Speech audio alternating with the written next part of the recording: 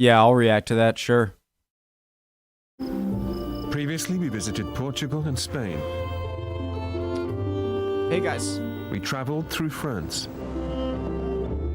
We explored the Channel Islands, the southwest coastline of England, Western Ireland. We now head for Scotland, the Faroe Islands. I'm hoping this doesn't get copyrighted or anything. I love watching nature videos. This one's on Scotland. But copyrighted, not copyrighted. I'm gonna enjoy it regardless, so hopefully I can post it. Hope you guys are doing well. The link to the original video, top of the description as always. Below that, Discord link. Love to have you. Let's go. And Iceland. It's the final part of our extraordinary journey of Atlantic-facing land. Crap, I was gonna and do its wildlife. the Christmas. Never mind.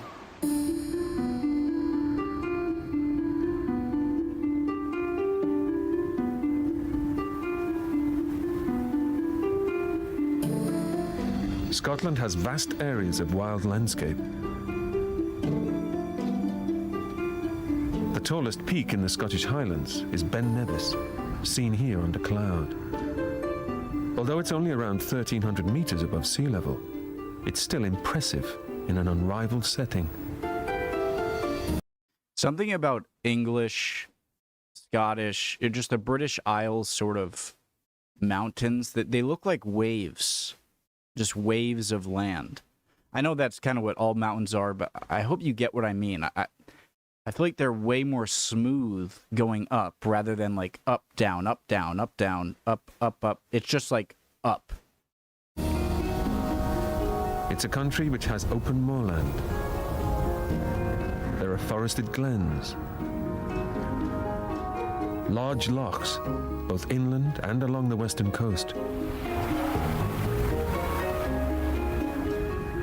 Although Scotland lies in the northern part of the British Isles and is on the same latitude as southern Alaska, the climate is mild and damp. That's crazy. I've seen... I'm on the same latitude as about Spain, I believe. And I'm in New England, which is the far northeastern part of the U.S., and it gets really cold here. I'd say it probably gets colder here than it does in most parts in the UK, but you guys are, like you said, southern Alaska, which is crazy, and clearly much, much warmer than southern Alaska. This is due to the frequent wet weather systems that reach Scotland from the Atlantic.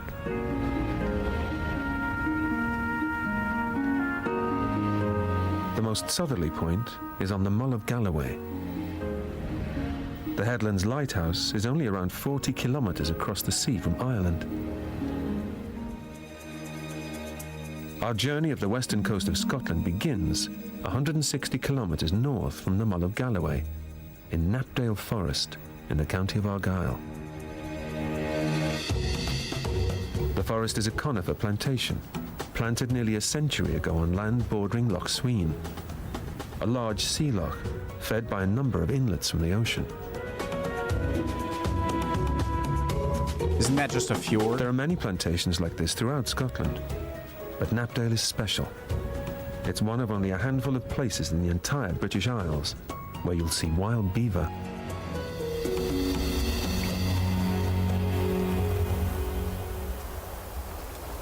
They're European beaver, a species that's quite different to their North American relative. Although the North American and European species look and behave similar, the European beaver is slightly bigger and has a different shaped head. Beavers were once widespread throughout Europe, but became extinct in most countries during the Middle Ages as a result of hunting. They were killed for their fur and for their scent gland secretions. Wasn't a lot of money made in the 1800s, 1700s from Europeans going west through Canada and the US looking for beaver pelts? I'm assuming they're really warm and sort of water resistant. Which were believed, incorrectly, to have medicinal value. I gotta stop. They became extinct in Scotland 400 years ago. But now, in an experiment, 12 beavers from Norway have been released to establish a new home. They're active animals and can completely change a landscape to suit their need. Their speciality is dam building, and they've built one here to create a deep pool. The pool encourages the growth of water plants, a valuable source of food for a vegetarian mammal. The dam has been built from sticks and mud, and it's over 1 meter tall and 30 meters long. It's been built by 3 or 4 beavers within 2 years of their release. A lot of work in a short period of time.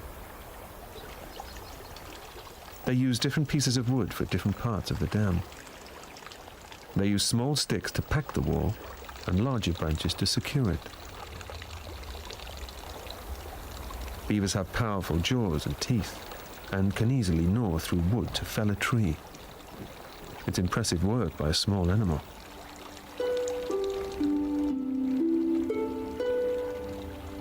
The water pool created by the beavers Toad? also suits other wetland wildlife.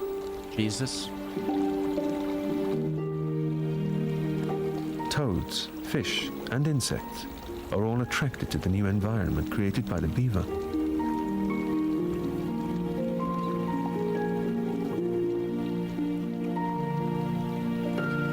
I wonder if it harms the environment downriver, or once the area floods where it can flood, does the river just return to normal flow? These are damselflies. What are they doing? A male and female coupling. The male is the blue-colored one. Having mated, the green-colored female lays her eggs in the pool, while the male, still attached, prevents any other male from interfering or mating with her.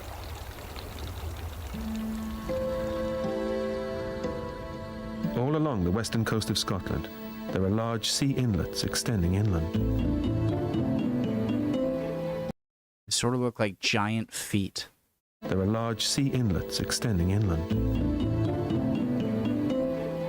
They're sea lochs, or fjords, similar to those found on the coast of Norway.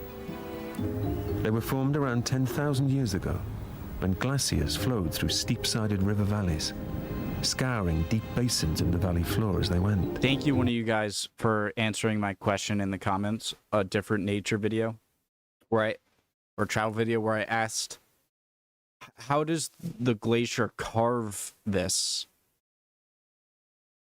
if it's just water melting off the glacier? But one of you said smartly, which I'm sure is correct, is that gravity is kind of pulling the glacier downwards. And so it's like going down and then melting and then like down and melting. I'm explaining it kind of bad, but thank you for that. When the Ice Age ended, the basins created were filled with seawater from the Atlantic. One of the biggest is Loch Linnhe, which opens to the sea near the town of Oban. Nearby and further north is another fjord, Loch Sunnet. And on the mountain slopes above the loch, and surrounded by conifer plantations, are the oak woods of Arundel. Wow. This is ancient oak woodland, a remnant of the primeval forests that once covered the entire western coast of Europe. Looks like a fairy tale. This type of habitat is known as Atlantic oak woodland, and the varieties of plants found here thrive in a climate produced by the Atlantic Ocean. Because the woodland is close to the western coast, it rains frequently, and the temperatures are mild. Conditions which are perfect for plant growth throughout the year. Mosses, lichens, and ferns flourish here, creating a beautiful wet woodland.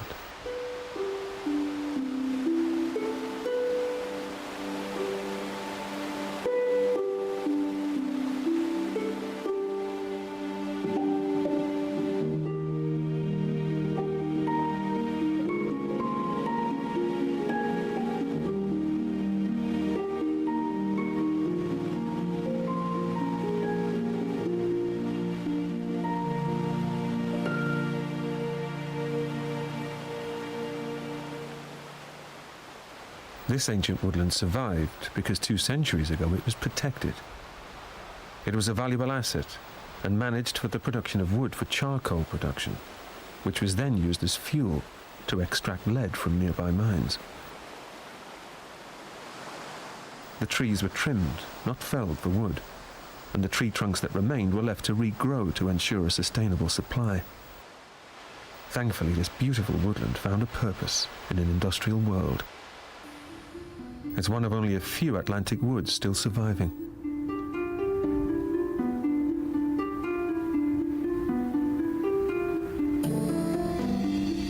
Heading northwest from the mainland of Scotland, you'll find the Hebrides.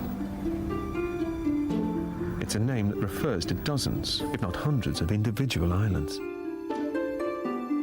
Three of the most westerly of them all are South and North Uist, with the smaller island of Benbecula between them. A large proportion of these islands are covered in water. As much as 1/3 of North Uist is lakes. The remainder is mostly flat, wet land, totally exposed to Atlantic weather. It's a wilderness, however, that's well liked by otters.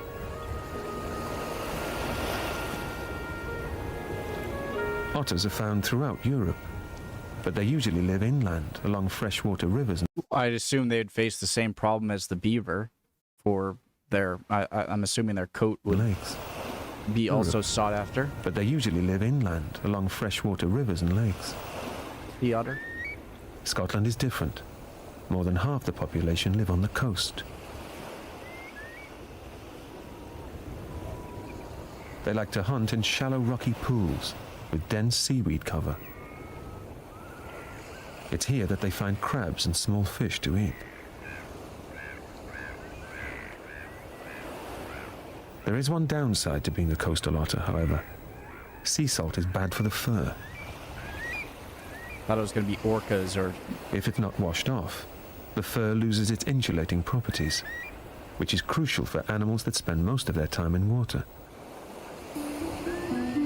But here in the Western Isles of Scotland, there's plenty of fresh water available on the land all year round. Take a dip which partly after. explains why there's a high population of otters living on the coast.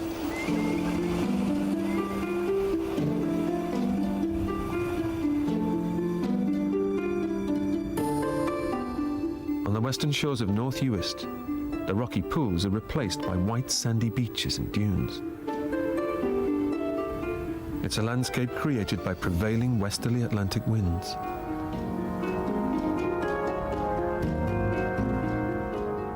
This Atlantic weather has also played a part in the formation of unique pasture land behind the dunes. This is a macher. It's a Gaelic name for fertile, low-lying pasture. And from late spring to summer, the macher is a carpet of colourful wildflowers.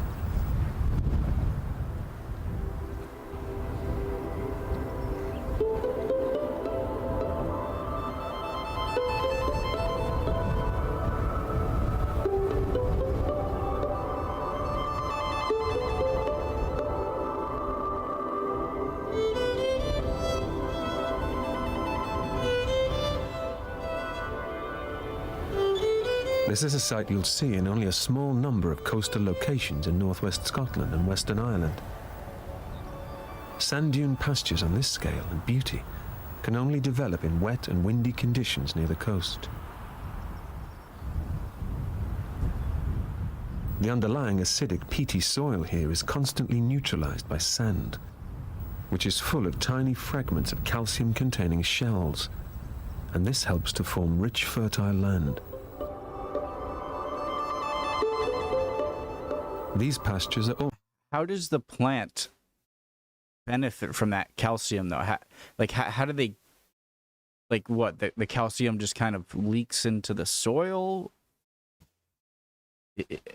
Does it wrap around the... I don't know. Also traditionally farmed. During certain parts of the year, cattle and sheep are allowed to graze here, and this further helps to fertilize the land. Few of these flowers are particularly rare, but together they create a magnificent sight and one of the rarest habitats in Europe.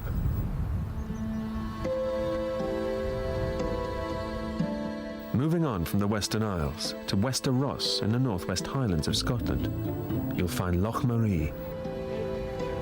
At 20 kilometres long, it's the fourth largest freshwater loch in Scotland and one of the most precious landscapes in Europe. So the saltwater lochs aren't really lochs then. They're just fjords that are so long that it just takes the appearance of a lake to people in that perspective. In the loch, there are more than 60 scattered islands, which, because of their isolation, still carry ancient woodlands. This time not Atlantic oak woodlands, but pine forests.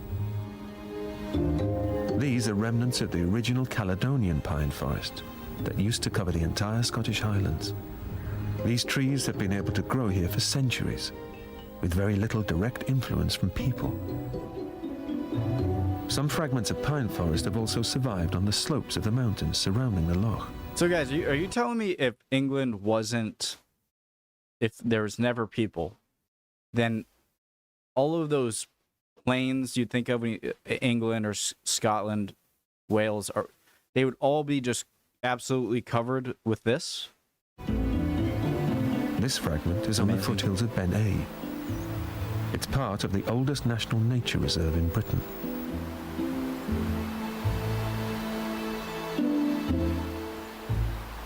It's not so much the heather or the fruits growing on the ground that makes this place special. The wildlife here is typical of Northern Europe uplands. Dragonfly? But these Scots pine trees are unique. While Scots pine can be found throughout the world, the trees here are genetically distinct. They're descendants of the original Caledonian race that began to grow here at the end of the last ice age.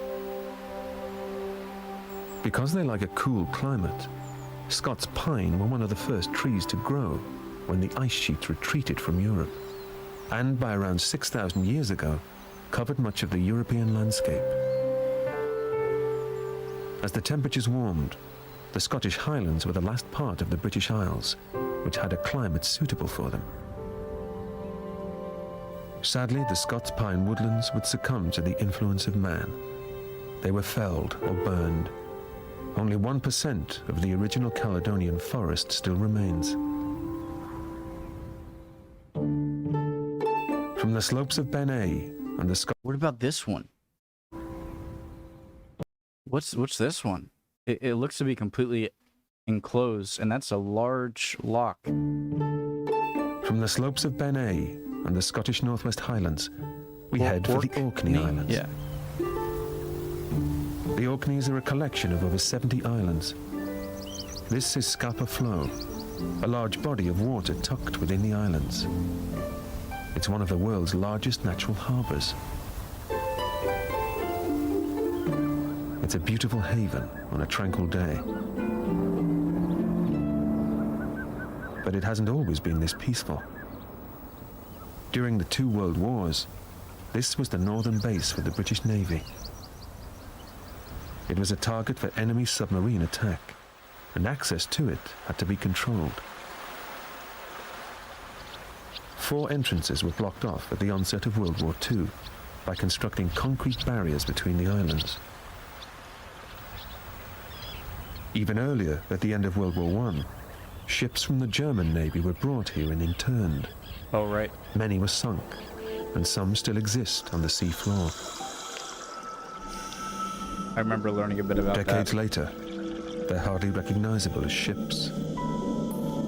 Wait, I thought that was the Second World War, actually. They're hardly recognizable as ships.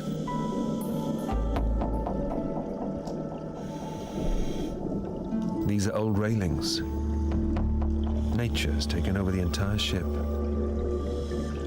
It looks like a natural reef.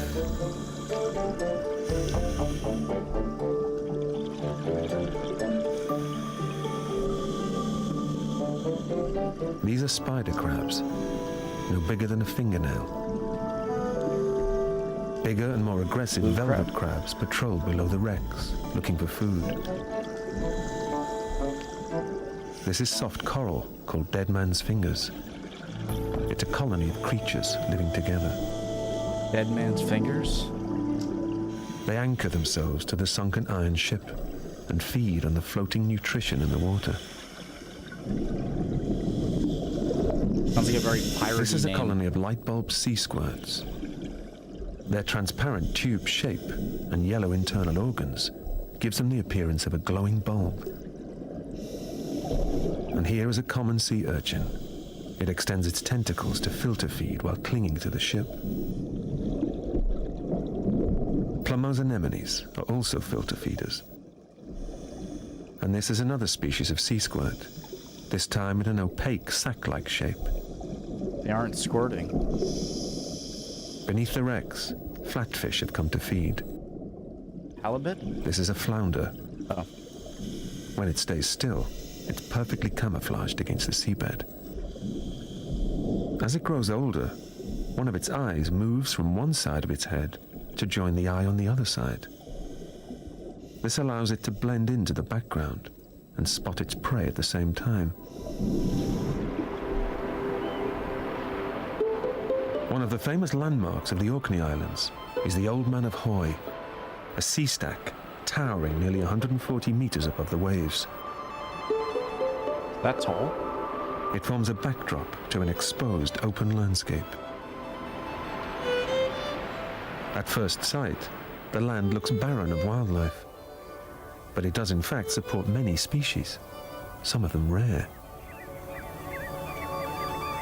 These pink flowers are Scottish primroses. They're found only on Scotland's north coast and the Orkney Islands. Although small, they're very tough plants and have to endure strong North Atlantic winds on this exposed patch of ground. Conditions can also be harsh on the central moorland found on the largest island in the Orkneys, an island called Mainland. Despite the conditions, many species of birds nest here during summer. There are curlew, a long-billed bird which likes to nest on the ground amongst the thick plant growth. Its nest needs to be well hidden, or its eggs or chicks will soon be eaten by predatory birds like the great skua. This bird also nests here and further north in Norway, the Faroe Islands, and Iceland. When the breeding season is over, it will spend all of its time on the Atlantic Ocean.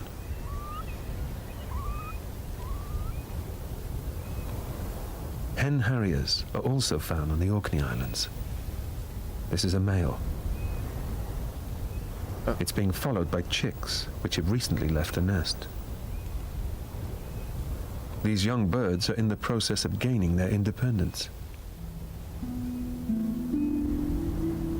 While they may still get some food from their parents, they're quite capable of catching small mice and birds for themselves by sweeping low over the heather on unsuspecting prey.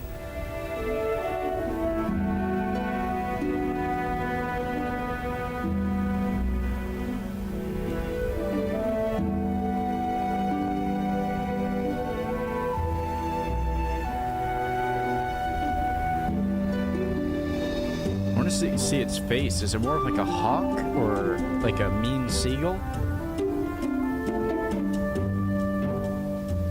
Oh, hawk.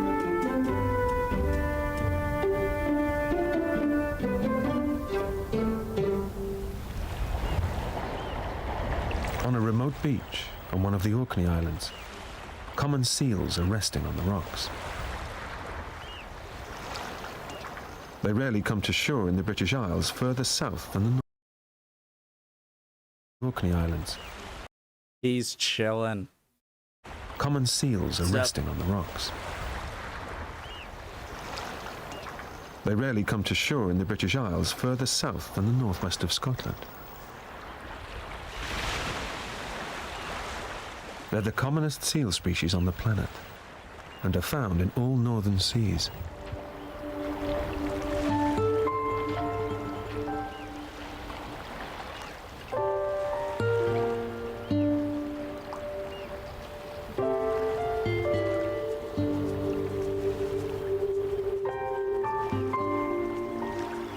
These have been fishing in the cold sea. and are warming up on the rocks before returning to the water to fish again. They spend 85% of their time diving for fish, octopus and squid. And when they do so, they tend to fish alone. They're only sociable, it seems, when resting on shore. The Faroe Islands are about 250 kilometers north of Scotland. The group of 18 islands have a special atmosphere. They're rugged and rocky. There's a sense of isolation here, in the middle of the North Atlantic, halfway between Norway and Iceland.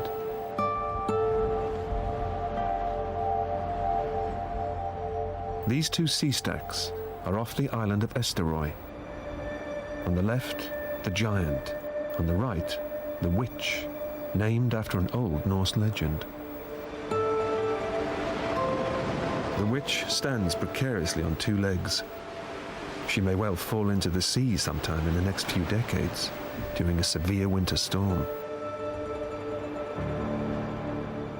The landscape on the Faroe Islands is both barren and spectacular. Some of the highest mountains reach a height of 800 meters. Though bleak, the landscape is ideal breeding ground for many birds. This is a whimbrel, a bird related to the curlew that we saw on the Orkney Islands. But the whimbrel nests exclusively in the far north. During winter, it'll fly all the way to the coast of South Africa. The island's location, surrounded by the North Atlantic, means it's a perfect place for nesting seabirds. Swallow? One of them is the Arctic tern. Dang it, I'm getting everyone Of wrong. all the Earth's creatures, Arctic terns migrate the furthest. They fly from the Arctic to the Antarctic every year, and as a result, enjoy 2 summers. It's a round trip of 25,000 kilometers. An impressive journey for a bird weighing less than 120 grams. So they fly Another all the way around seabird the has world chosen every the year. Faroe Islands as its most important nesting spot. They're storm petrels, and they hide under the rocks by day because they're scared of larger birds. We know they're there because they're so noisy. Ornithologist Jens Kjeld Jensen has been studying these birds for many years. He's erecting a net to catch them. That seems like the greatest job, like my dream job. Like you're kind of remote and you're looking at birds, animals all the time in this beautiful place. Watching Storm the petrels years. spend most of the year flying over the Atlantic, but come to land for the breeding season. There are hundreds of thousands of them here. Nolsoy Island in the Faroes is the world's largest colony. When the sun has set and it's dark, the birds venture from their daytime bunkers, and a few will be entrapped by Jens's net. I'm gonna stop it halfway through. Oh, It'll be only a temporary inconvenience. yeah, we'll stop right here. We'll check the next half next time. All right, guys. Hope you're all doing well. Would appreciate any comments. See you guys.